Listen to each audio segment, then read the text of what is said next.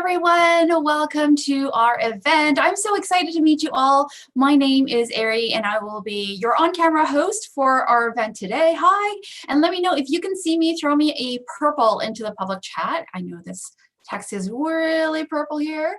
Yeah, it did stop, Diana. It's because I'm talking now. So let me know that you can see and hear me and you're good to go with our event today. I am not the only person in the room. I'm joined by amazing instructors off camera that will be helping you, answer some questions, to recap some of the stuff. So I'm joined by Owen, Mackenzie, Patrick, and Chris. Hey, everyone. I'm so glad to see you all. Hey, look at it go. Okay, I'm here to talk about the MCAT, the recent announcements from the AMC that was released just a couple of weeks ago, as well as give us like a time to talk a little bit about how to choose a good test date, some pros and cons and stuff like that. Yeah, 8959 purple just means I just want to make sure you guys can see and hear me is all. That's it. Okay, cool. So I'm gonna go ahead and share my screen, and now I bet you the purple would make sense because I forgot to share my screen earlier. Now it's purple, right? You can see why I said purple. There we go. Okay, so here we're gonna like talk a little briefly about the test changes and the announcements that was made by the AMC first. Let's do that. Okay.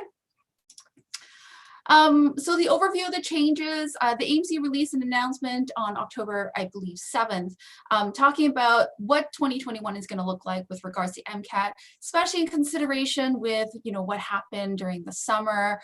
I don't know if a whole lot of you guys had issues with the COVID, and if you were studying in the summer and let's say your plans change, or maybe you did study in the summer and it wasn't successful, it's going to be different this upcoming thing. So yeah, if you I wish I could help but Patrick, Chris, Mackenzie, or Owen are going to be around to give you guys a hand if you have any tech issues. But yeah, refreshing the page often is the first thing. Sometimes the chat doesn't scroll, and often just refreshing the tab will help. Okay. Oh yeah, and then make sure that there's like a little red thing on the bottom left-hand corner, and that means you're watching it live. Otherwise, you're watching like a couple of minutes back, and it's going to be a little bit odd. Okay, yeah, so make sure it is YouTube live. Okay. Okay, so the first big change is that the MCAT is back to the standard length. So in the summer, with the pandemic and the fact that they were trying to administer more tests because a bunch of them got canceled, there was 3 testing times in the summer. They had to shorten the test to actually feasibly fit 3 of them in one day. Now it is back to the standard length. And so here's just like a very brief overview of what that standard length looks like. We've got all our breaks back. We've got this full number of questions per set. So it will account for a total seating time of about 7.5 hours if you count like all of it. I don't really recommend you skip any of the breaks, although that is certainly up to you. But yeah, so it's a standard length. So the science questions are going to be about an hour and a half. Actually, all 3 of the sections are about an hour and a half long, and science questions are 59 per section, and then 53 for cars. So it's a pretty long test. It's a marathon. It's so big that they gave you a lunch break, really. So one of the things I will emphasize at the end is make sure you pace yourself. Make sure that you are taking and building up your endurance by taking regular practice tests and not just like cramming them all in at the very end. Nobody trains for a marathon by taking doing a marathon every 3 days in the last 2 weeks of study. So this is something that's going to be really important. This is not going to be really any other test you've ever taken before. So it is important to kind of plan ahead there. Okay. So that's one big question usually is like, what's going on with the MCAT in 2021? In terms of test dates, so the 2021 test dates have been released here. And so here's a brief little calendar. The only really big change about the actual test dates is that there is one additional test date in January just to help kind of make up for some of the cancellations that happen locally and regionally at the end of summer. So there's 4 test dates in January. Normally there's only 3. And then there is there's 2 test times per day. So there's going to be one at 7:30 a.m. and another at 3 p.m. This is to help maintain social distancing. So they want to make sure that there's people that are far spaced out and now, so they don't really want to put like full capacity in the testing rooms. So they had to divide up the time. It also gives us a little bit more flexibility there with, you know, signing up for test dates. Okay. Good. Okay. So I'm curious to know, like, there's actually a poll right next to your chat. So if you flip the tab and go to that poll, there is an option to see, you know, when you guys are planning to test. So if you haven't already done so, and I'll maybe if I can get that data in as it comes in, when are you planning on testing? So maybe at this point, budget like the month. It doesn't necessarily have to be the date, but when are you planning on testing in 2021? And if you're not, you know, you're not going to do in 2021, you're thinking a little bit further ahead into 2022. A lot of the advice we're going to talk on the second half of this session is still applicable there. Guess 0786. What would be the ideal time to register for a September test date? We'll talk about actually the way that they've run the registration this year. It's not going to be until May, but so when it does open up for registration, it's something that you do want to plan ahead to do, okay? Poll isn't open. Okay, sorry about that. Hopefully we can get that poll working as well soon, okay? Okay. Yeah, 4568, you're right. I know you're answering a question that was a little bit earlier. You're right. There are no test dates in February. There never is any test dates in February. And it's really because most people are really, you know, January is good because it's really kind of coming up front to the break of the winter. And then February gets really busy for everyone. And then usually from March onwards there. Yeah. Yeah, don't worry about the poll then. Don't worry about it. Yeah, just throw it in here. Tell me when you guys are testing. So we've got some spring testers into the summer. Right. Okay. Yeah. I mean, that's good. I'm glad that you're thinking ahead. So you can't actually register for anything yet. None of the test dates are open for registration quite yet. And I'll talk about like what that means in a bit. Yeah, we got some January ones. But lots of us are kind of planning ahead into it. Okay, yeah. So I saw a little bit of a question earlier about like, when is it ideal to take a test date to be ready for the application opens in 2021? And that's a great question. I will answer that in just a bit. So just hold tight to that. I have some additional information on, you know, the pros and cons to the different test dates. And that is one big consideration for sure. Okay. 7310, I will talk about that as well. You know, whether June is going to be too late. I have opinions on this, and it's really not a hard and fast rule, to be honest, because, you know, it's not like you have to have it done by a certain date. It is more about the chances are lessening the longer you wait, stuff like that. Okay. Okay. Oh yeah, no, I'm sorry about the poll team. Don't worry about that. Yep. Let's talk about that. Actually, that's a great question. Let's talk about the registration. So registration this year is going to be 3 different sets of them. Normally there's 2 of them, but what they've done is they've created 3 different registration openings because of the fact that the times change really quickly. We don't know what's going to happen with cancellations and pandemics. So you just want to make sure to kind of compartmentalize the registration times here. Okay. Yep. So Cole, you are absolutely correct. Yeah, I'll talk about what pre-reg means. So if you are interested in signing up for January or March test dates, the registration will open Tuesday, November 10th at 12 p.m. Eastern. The timing is actually new. AMC has never actually told us before this particular one when exactly, like what time they're going to open, but they did make it 12 p.m. Eastern so that, you know, folks on the West Coast will be able to wake up at a normal kind of time and sign up. They have not released the date specifically for when the April-June administration can be able to sign up, as well as the July and September. But that's all stuff that we will kind of be on the lookout for. One of the best ways to get information from the AMC as it's released is actually to follow them on Twitter. So if you have a Twitter account, you can just follow the AMC, and as soon as they release their information, it'll be sent, you know, you can see it right away. You don't have to have a Twitter account. I don't either. So I just every once in a while, just, you know, wasn't over there and take a look and see what the latest info is there. But yeah, the Twitter is usually where they release their new information. So let's talk about pre-registration. So pre-registration is a way to mitigate some of the headaches of trying to frantically sign up for a test date when everyone's using the system at the same time. And so it's a way for you to fill in the form, and you can pick your test center, your preferred time, the date, all of that stuff. And you can do that starting 8 days before the actual registration is open. So you can fill in everything, and then what happens is on Tuesday, November 10th at noon, all you gotta do is, open up your AMC account and hit submit. And then once it's, that's it. So you don't have to sit there and fill it all out at 12 p.m. You can do that all ahead of time, and that's what pre-registration means. Usually they will have pre-registrations for all of them. So I can imagine that the AMC will probably, once they release the information as to what date is going to be available for registration in February and in March, they will also have pre-registration dates for those ones as well. Okay. So keep that in mind. I would maybe put it on your calendar. It's going to be important to, do that in advance.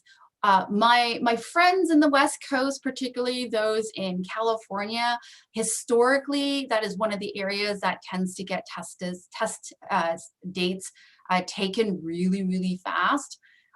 So if any of you guys are looking to sign up for an MCAT test date in California, this is something it's really important. If you are committed and you are determined and you've got it all planned out that you want to take a test on a certain date, make sure you are there right at registration opening. Okay? Okay, so hopefully that answers your questions about what pre-registration means. And, this is something that's a little different from previous administrations and how the MCAT, we're normally able to sign up for it. But I think it makes it pretty clear. Now, one thing is this, because of the fact that there are 3 different registrations,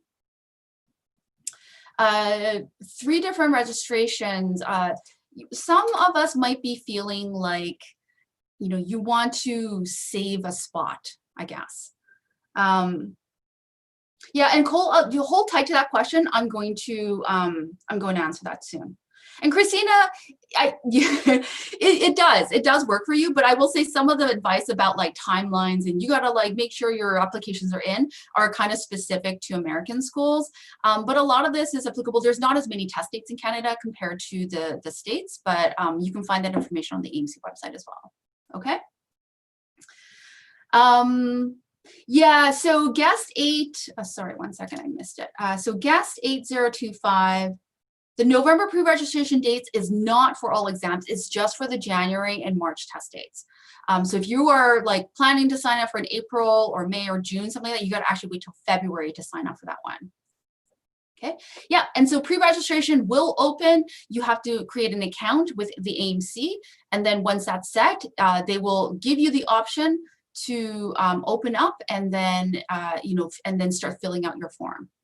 Okay, so that's a pre-registration there. Okay.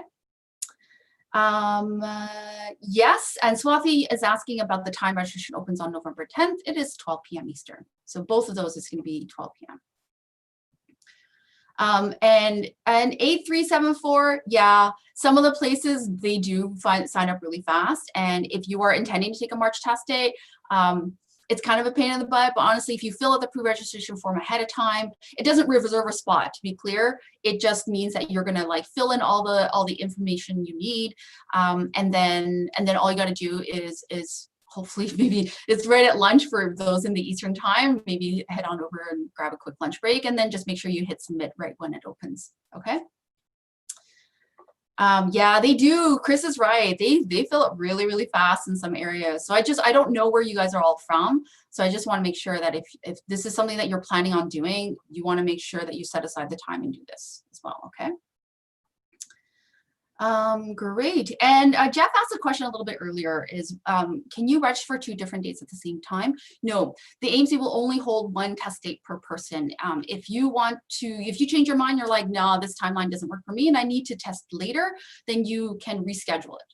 And so, yeah, you can actually sign up for more than once there.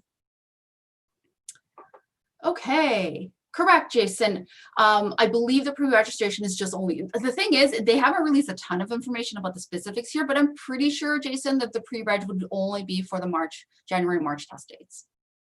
Okay, and 6517, hold tight to that question. I will talk a little bit about, when's a good time to test as well. Chase, here's the thing. Have were any of you guys around for when the test dates like closed because of the pandemic? They like worldwide closed all the MCATs and then they opened it back up.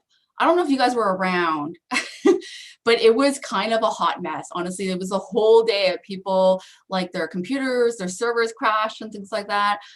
I'm not 100% sure that that might not happen again, to be honest. And you might want to kind of think and plan around that as well. This is a lot of people trying to sign up for a couple of test dates.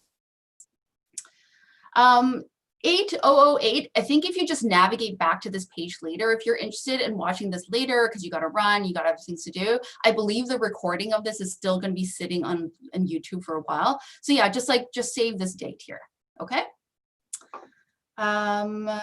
Yes, Julie, the results do come back 1 month later. Absolutely correct. And 7134, all I know is that California, based on what my students are telling me, California is really one of the places where it fills up really fast. But beyond that, I am not really sure. 4823, is there a penalty for rescheduling? That's a really good question, actually. They waived all the rescheduling fees through the pandemic times because of, people getting sick or their test dates and their sites getting canceled or closed. They did also waive that rescheduling fee for January and March. Now, we don't know any more information beyond that. They're kind of like holding and seeing what's going on. But currently for January and March, people, the AMC has said you don't need to pay a fee if you want to reschedule that, okay? And I think that's kind of important because, and I want to mention this kind of really clearly, don't book a test date if you don't intend to take it. All you're doing is like stressing yourself out. I want you to really kind of think and plan it. And I'll talk a little bit more about tips onto how to decide a good test date, but don't just sign up for a January or March test date because you're just like, there's a limited quantity and it looks really good. And you want to really think about, is this a good time for me to be studying? Is this a good time for me to be, is this like, do I have a lot of plans around there? Do I have a heavy course load? Do I have exams around that time? Those will all be indications that maybe those dates aren't good, but don't sign up just for the January and March test dates because you can. All it's going to do is create a bunch of panic, I think. Okay. Yes, and it is back to the 7 hour. You are absolutely correct. And then 5144 is asking if we register on March 13th, pre-reg, decide to cancel it late January. There's a penalty. Currently, there is no rescheduling fee. Now, depending on how soon you do it, you might actually have to wait until after the exam and then grab another one.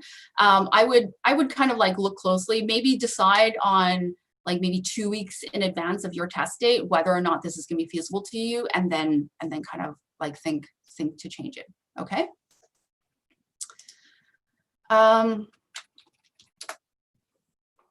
Okay. So Aaron's asking why registering with the option to give her just one. Yeah. So Patrick's right. You only get one choice there. So you don't get there, but there will be like, if it turns out that your top pick is all full already for some reason, there's an ability for you to do wait lists. Okay. Yeah, 275, I will talk a little bit more about that because I saw that as a very common question. It's a very good question as well. So I will address that in a little bit, okay?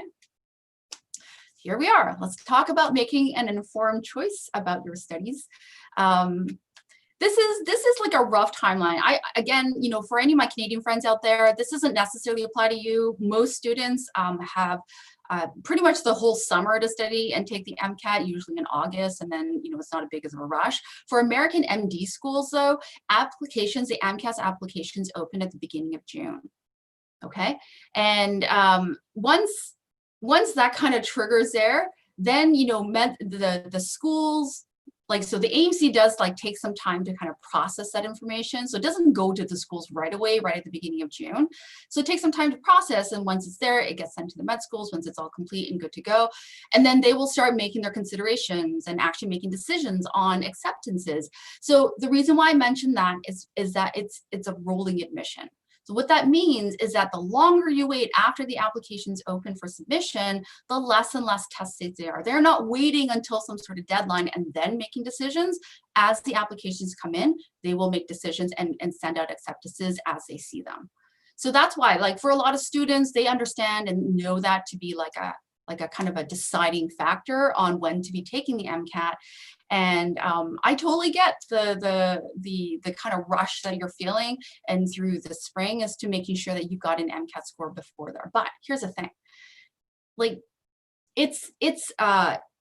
it's not a hard and fast rule. It really isn't. Like, if you've got an amazing MCAT score and a really good application, I definitely have had students who've gotten acceptances even though they submit and do their MCAT like after, like in like June or July. They've taken their MCAT and they've submitted it in. In fact, I actually just got an email this morning from a student who did that. She took her MCAT in July and she got a notice last night that she got into her dream school. So it's not a hard and fast rule. You are not doomed if you don't take your MCAT ahead of time. It is really more of a kind of a pros and cons kind of situation here. Yeah, so for the wait list, can you sign up for a different date just in case? Yes, you can. You can sign up for a number of different dates and times and locations, actually. You don't have to do it just for that one date, okay? But if, like, the waitlist option is only available if you, oh, actually, no, I'd have to double check that. I don't know if you can actually waitlist if you've already got a date booked. I feel like that option actually is only available if you haven't already booked a date, okay? Yeah, that's a great question. So 0786 is asking, can you apply for the med school even if you don't have an MCAT score back in time? Yes, you can. You can submit your application. And what it'll do is it'll go through a couple of weeks of processing from MCAS to make sure that, like, the letters and all your information is complete. And then what usually happens is that it kind of holds there until your MCAS score comes in. That makes it complete, and then it goes right to the school. So for some students, they actually budget that into their timeline, and they submit it even without their MCAT score in. Yeah, so that's something that you certainly can do. And so Maria's asking, can we take the MCAT, turn in applications, take it again if you don't like your score? Yeah, you can update that information on your MCAS profile and say, actually, hold tight, I'm going to take it again, and yeah, the schools will know that for sure. Okay.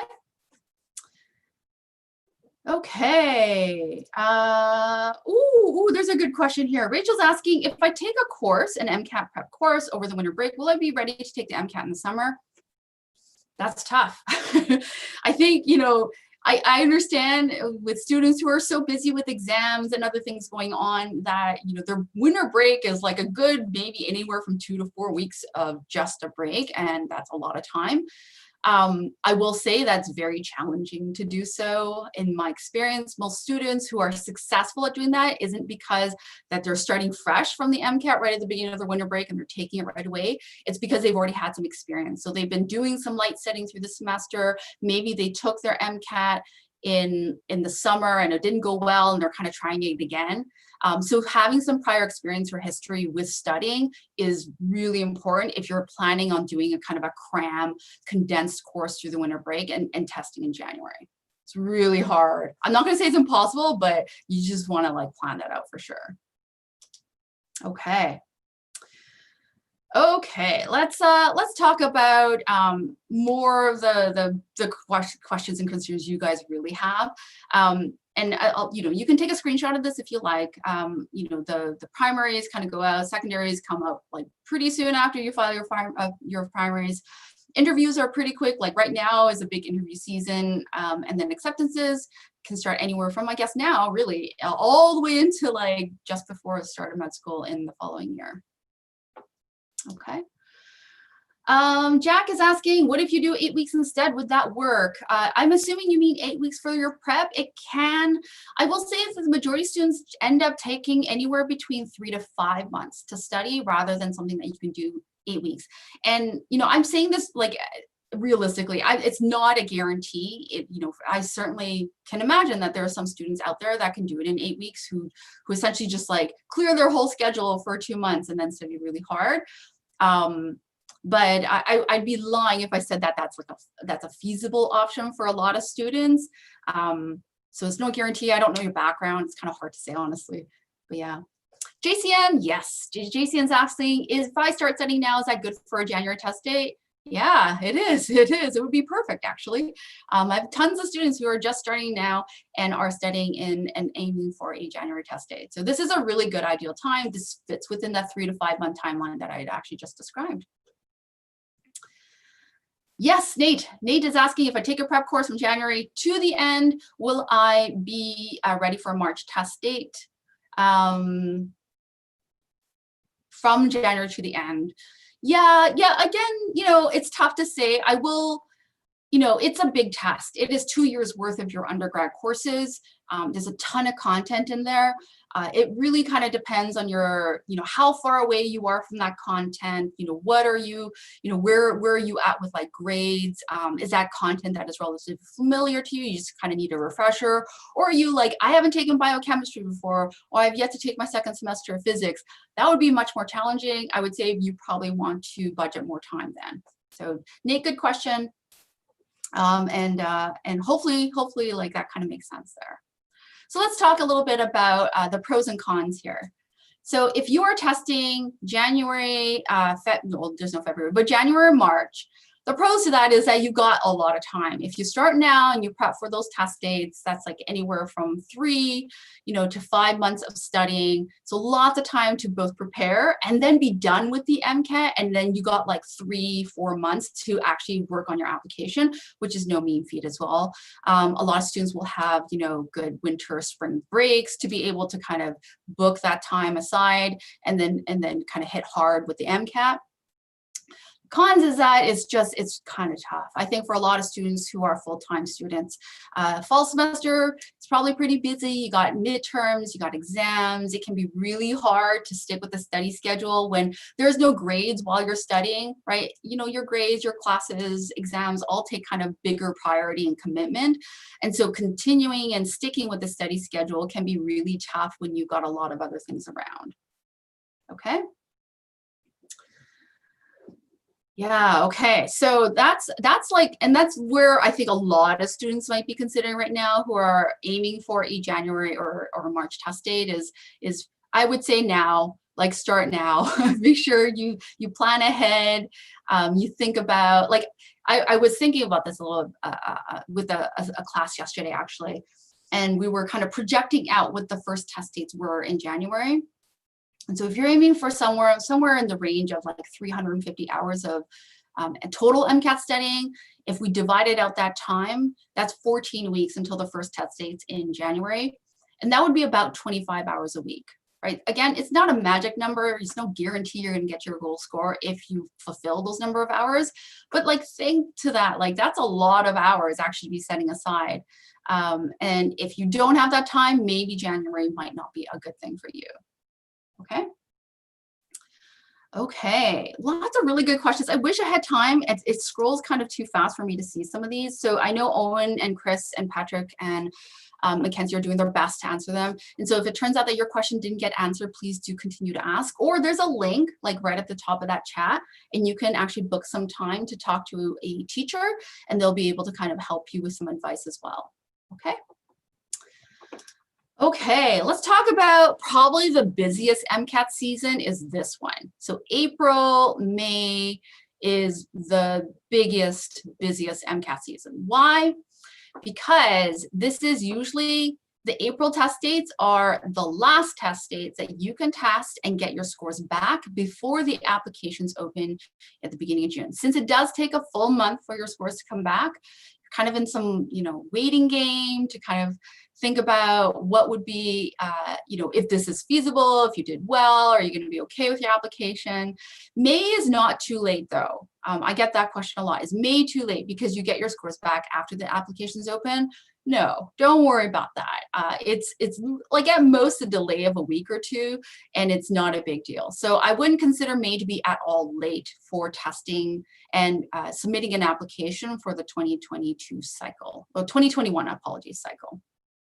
Okay. So yeah, that's the big pro, is that you get your scores back. I think the challenge here is that you are trying to take the MCAT in the midst of exams, very, very challenging. Yeah, so Cole asked, I know you asked a little bit earlier, when should I take it so that I'm ready for an application, for the applications open? The last test dates that you can test before you get your scores back, so that you get your scores back before the applications open, is the end of April. But what I'm saying is that it's not a hard and fast rule.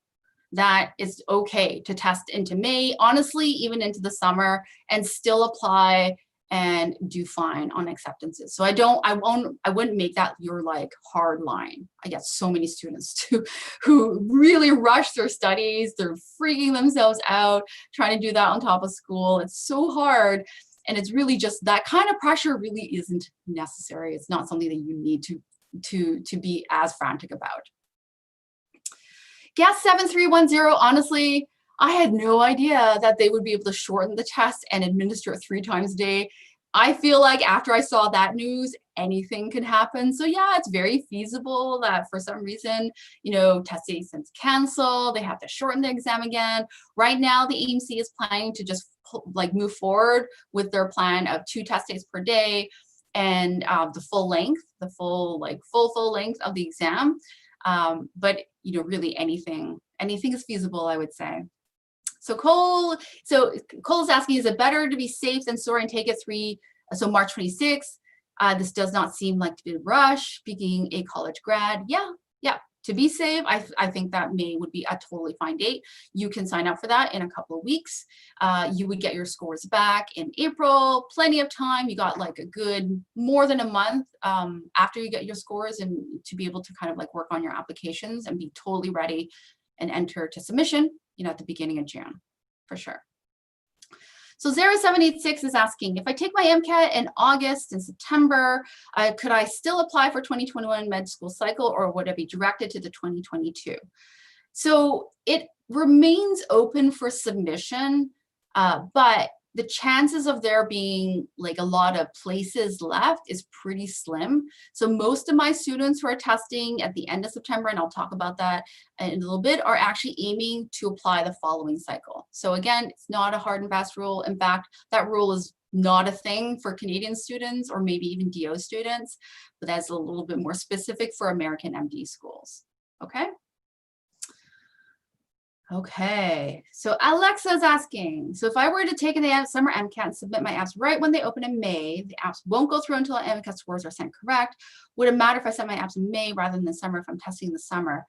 What it ends up doing, if you submit your applications prior to the MCAT being kind of ready to go, is it goes through processing. And man, that processing actually kind of takes a long time. It's, you know, anywhere from 2 to 4 weeks. I know it kind of shortened that time in the summer because of the pandemic, but traditionally it took almost like a whole month actually for that processing to happen. So if you do end up submitting ahead of time, it will go through that processing without your MCAT score. And so what happens is that as soon as your MCAT score is ready, it's good to go and it goes right to the med schools. If you wait for your applications and to submit your applications with your MCAT score, that's totally cool, but it's going to go through a while of processing before it's ready to go to the schools. So what my students will often do is do that ahead of time so that they can kind of shortcut some of the wait time. That's all. Jancy is asking, and there's many up carrots, so let me ask this. So when should I take the MCAT if I'm planning to go to medical school in the fall of 2022? It's a magic question. So I would recommend that you plan to take it anywhere from January to, I would say, like June, July, and that should place you in a pretty good condition for med school for 2022 start, okay? If you don't make it by July, again, it's not a deal breaker, but it just means that the chances of you getting a position is just gonna be like smaller, that's all. Okay, so yeah, I would take it anywhere from January to like June or July, but it's not terrible if you can't. Okay, great. Okay, guess 6636 is asking, if my start MCAT score was 498 with a practice test, is it reasonable to reach 510 goal score if I study 350, 40, 400 hours? Yeah, actually the dividing line, not the dividing line, but the distance between that practice test score and your your goal score is actually not too bad. And I don't know if you would actually need 350 to 400 hours to get there, to be honest. Again, the number of hours isn't the guarantee. It's going to be more about what you're learning from the experience and what you're doing to make things different. Like, for instance, if you've been studying for a while and you're consistently hitting like a 500, done 3, 4, 5 practice tests, it's the exact same score, but you're not changing anything, it won't matter if you put 500 hours in there, you're not really going to make a difference. So I know the number of hours is one consideration, but I don't want you to think that's the only consideration. So it's not effort that gets you there, it's effort plus what you're doing with it. Okay, so make sure you're considering that. Okay. Let's talk about June and July. I'm here for like 25 more minutes and I don't have that many slides left. So that's why I thought it'd be good to not budget as much time on the slides and make sure I can answer some of the questions that you guys are having, okay? So if you are considering a June, July test day, the pros to that is that you usually have more time. Students are often kind of wrapping up with school and maybe they've set aside a good amount of time. Maybe they're like, I'm not gonna maybe start my job quite yet for the summer. Or they're done with school, things like that. So yeah, the big pros is that, man, you're not having to juggle more than one thing at a time. You can just set aside that time and study for the MCAT. The cons is the whole rolling admission issue, right? The longer you wait, the less spots there are. And I did mention this a little bit earlier. So it's okay. Again, it's not a deal breaker. It's okay to test into the season, but you progressively need a better and better application if you are testing further and further, not testing, sorry, applying further and further into summer, right? Like imagine as a med school, you've got, 100 spots at the beginning, and then let's say by August, you have 10 spots, right? Are you going to from the giant pool of applicants you've got, are you going to pick the ones that are like, oh, it fulfills the criteria, or are you going to pick the 10 that are like the best from your pool? That's really what you're kind of up against when you take it later and later. That's why. Okay. Cool. Okay. So let's say you're considering testing into the summer because you need that time. These are usually my planners. These are the folks who are kind of planning ahead into the next year. A lot of students here are, I have to always think about this. I'm Canadian, so we don't use the whole freshman sophomore system. But these are students who are usually just wrapping up their second year. They've taken most of the courses and they've budgeted a time, the whole summer to set aside and study for the MCAT. So the pros to this is that there's a lot of time to do this. These are students who are usually applying for the next admission cycle. So this would be the 2022 admission cycle, entrance for med school into 2023 actually. The cons to this is just the allures of summer, honestly. We're kind of back to the whole procrastination game. It's really hard to stick to a study schedule when there's no exams or deadlines to meet. Some of this will often overlap with your school starting back up, and that's kind of how, as a lot of students are not, studying in the same place. They have to like move back to school and things. So that's a little bit of a challenge as well. So yeah, I do this because I understand how tough the process is with the MCAT and med school. I was not aware that it actually took almost, you'd have to be planning a year and a half in advance before you actually get to med school, maybe even more. And that's a lot of planning for, sometimes, we're in a position where I don't even know what I'm going to eat for my next meal, never mind the next year and a half. How do I plan that all out? But I guess here, if this is new information to you, it's okay to be a little bit panicky and freaked out about the process here, but knowledge is power. This is where you're going to start making your plans and thinking things through here. Okay, so I did want to kind of spend a little bit of time on when. So I mentioned at the beginning that if you are planning for a January test date, that you want to be budgeting about 20, 25 hours of studying per week, maybe more, kind of depending on how far you are from your goal score. This is a big number, but this includes, if you take a class, it includes the class time. It includes the time you take any practice tests, the reviewing of the practice tests. All of that counts towards the 300 to 350 hours of studying. We base this number actually off of something that the AMC published. What they do is they gather information from students in a survey. And they surveyed the students and said, okay, well, how many hours did you actually spend to get here? And the number they released was 260. But you have to be thinking, like 260 actually represents the number of hours that the median student got. So the student who got a 500 or the 50th percentile. So if you're not aiming for a 500, you're aiming for something substantially higher than that. That's why we up the number of hours to 300 or 350. And honestly, if I was to track the number of hours that students actually do, I will say like 300 is actually pretty low. I don't have a whole lot of students who actually ended up doing it that way. 350 is actually much more what I generally see, and it could be higher depending on like if you have to retake it and stuff. Okay. So you want to kind of plan that out. It is not easy to set aside that number of hours. So you want to budget, right? If you are, I'd say if you're aiming for like a March onwards test date, you want to think about 10 to 15 hours per week. Sometimes I get students who are like 350 hours, 30 weeks ahead of me. How about I just do like 5 hours a week or something? And I mean, yes, that will get you 350 hours, but like, what are you going to do in 5 hours a week for the MCAT? It's really hard to sustain a certain level of knowledge. It's hard to kind of drill and remember the stuff you did like 2 months ago.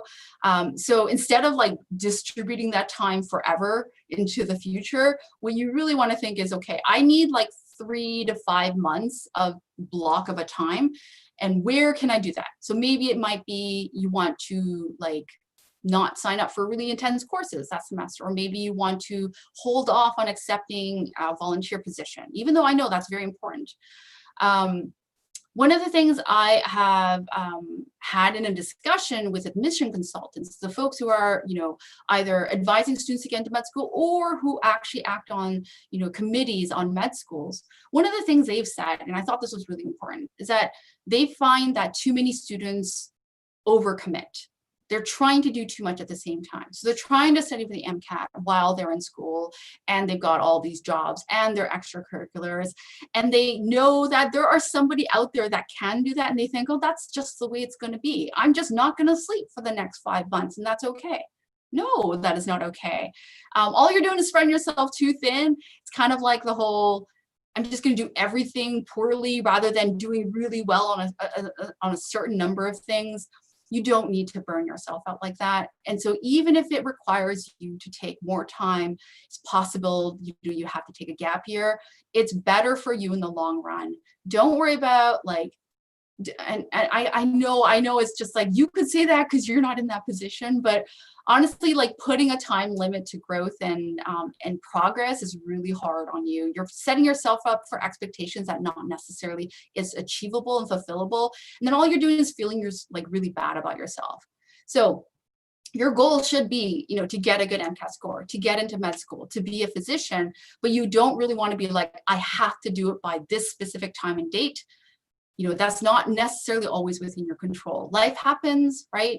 Things happen like pandemics. It doesn't necessarily always work out the way you want it to, but it doesn't mean you can't be a doctor if that happens to you, okay? So yeah, set aside that time, look ahead into your schedule, rearrange things so that you have, anywhere from 10, at least 10, if not into the more like the 20, 25 range of studying. And really kind of plan that out and make sure it's reasonable and feasible. Man, I don't know how many schedules I've seen of students who are like, yeah, I got that many times. And I look at their schedule, they'll send me a screenshot. I'm like, how are you living like this? There's no block of empty time. It's completely full from like, 8 a.m. to 12 p.m., 12 a.m., into midnight. There's no break in that every single day.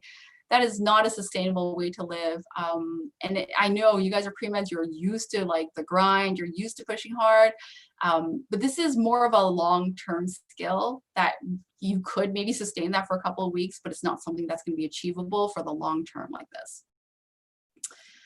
Okay, so 4303's got a good question. What resources do you recommend to use to study?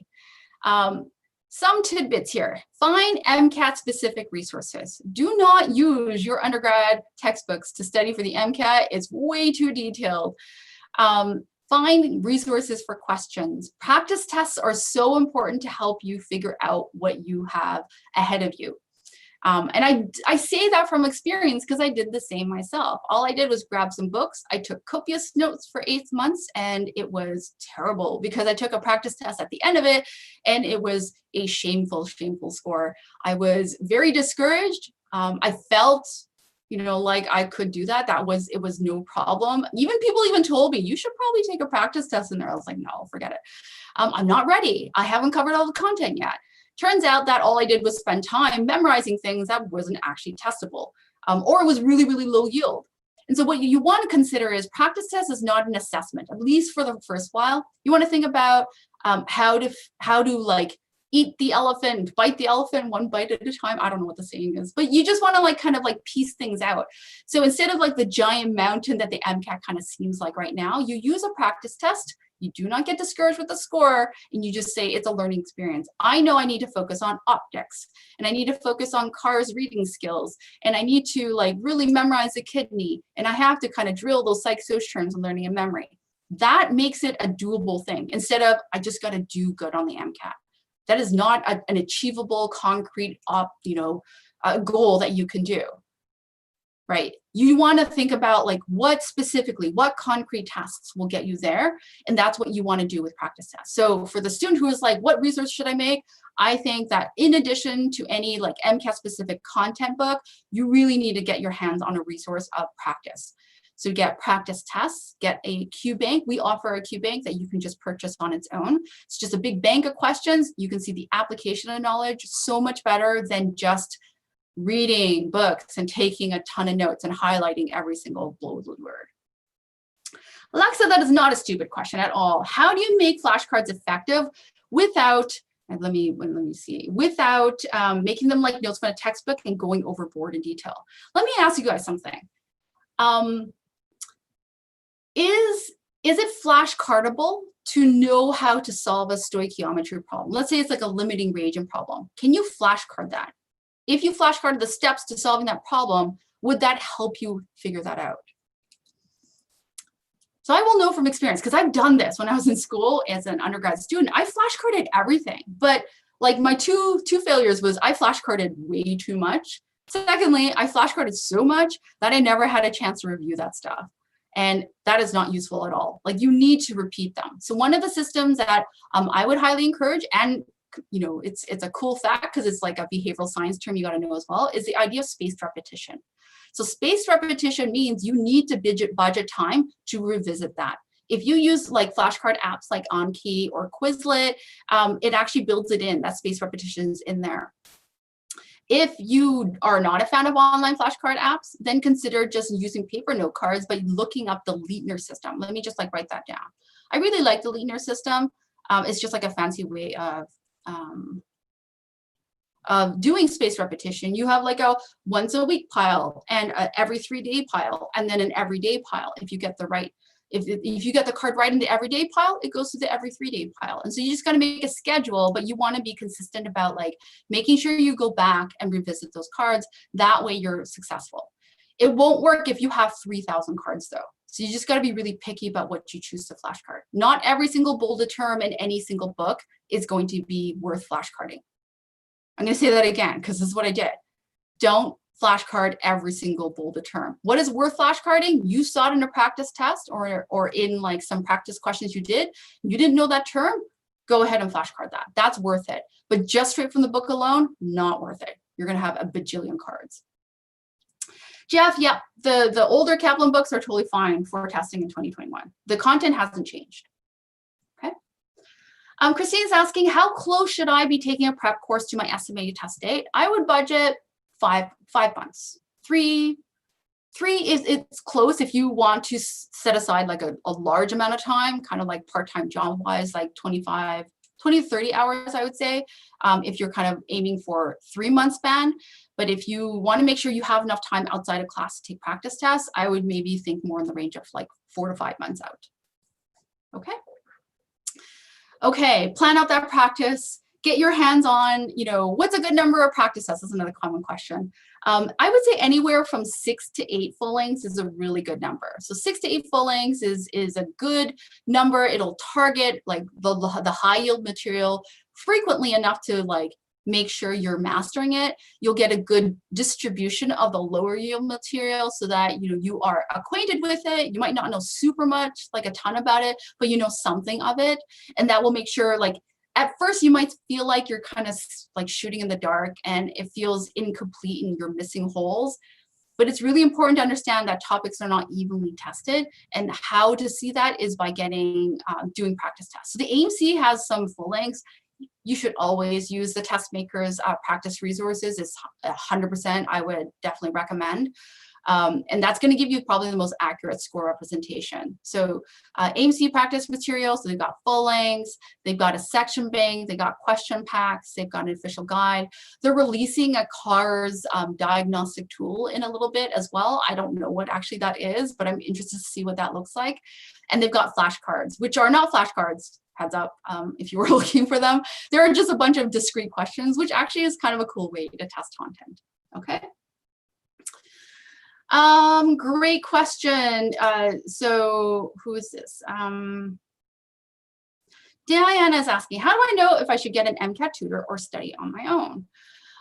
If you are really good with self-studying, so let's say you have a task and you know how to plan that out, you've got resources, you're self-motivated and you kind of stick to study schedules, you generally have a good sense of how to review and cover content your own, I think that's totally fine. There's a good number of students who are totally fine on their own. I was not. I did not do that well. So ultimately, I struggled at the end and I did it on my own, but I would have shortcutted probably 6 months off if I had some additional guidance. I remember so many times in the middle of my studies, I'd be like, I wish I just had somebody to ask about this. I wish I could just like ask somebody who's taken the MCAT or who taught the MCAT whether this thing that I'm trying to struggle and work through is important or whether I should spend my time somewhere else. Honestly, that's one of the most valuable resources. This just for knowledge. In the books, everything looks important. You can't tell what is important or not. Although I will say with the Kaplan books, it does have tags like high yield. It'll give you the percentage of yield for each of the individual content chapters. Really, really useful. Helps you kind of distribute your time. But even any individual step, like, is it really important that I know the Young's double slit experiment? Or should I spend my time, understanding how myopia works? The latter, but I wouldn't have known that Young's double slit experiment looks really important, at least in my eyes. But that's the kind of value of having instructors. Okay, it's a great question there. Let's see. AMC has 4 scaled practice tests, and then they've got one they call an unscaled one. It's called the AMC sample test. It's good as a bank of questions, I would say. There's students who take that and then there's like an approximation out there somewhere in the interwebs. I don't really trust the approximations. I think it's a little bit inaccurate, honestly, but you still, if you wanted to, you still could. But I would recommend getting at least the 4 scaled ones. The sample, to be clear, I believe they're releasing the sample test for free. So AMC is just making a free resource for that. That's cool. Use that for sure. It's a good bank of questions. It's not really easy to approximate where you're at with the score from that sample test because it's not scaled. Okay. Yeah, no different versions. It's just the same stuff from the AMC. Okay. Guest 0786 is asking, do we get access to the AMC materials automatically through Kaplan? Yeah, you do. You get the entire thing. Any online resource from the AMC gets automatically shunted to our students as well. So it's always tragic when I get students who are like, I signed up for the course and then I also bought the AMC stuff. So I'm glad you asked and I'm glad I could share that. Please don't buy AMC stuff if you are planning to purchase a course because it comes included in it. Okay.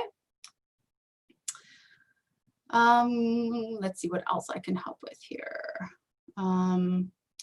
So 6684 has got a good question. How much time should I budget to self-study biochem outside of the 300 or 350 hours if I'm planning to take biochem in the spring? So biochem it can be challenging. I mean, I'm not gonna lie, like I have a background in biochemistry, so a lot of that stuff is just my bread and butter. But I know that it's very detailed, very kind of overwhelming sometimes.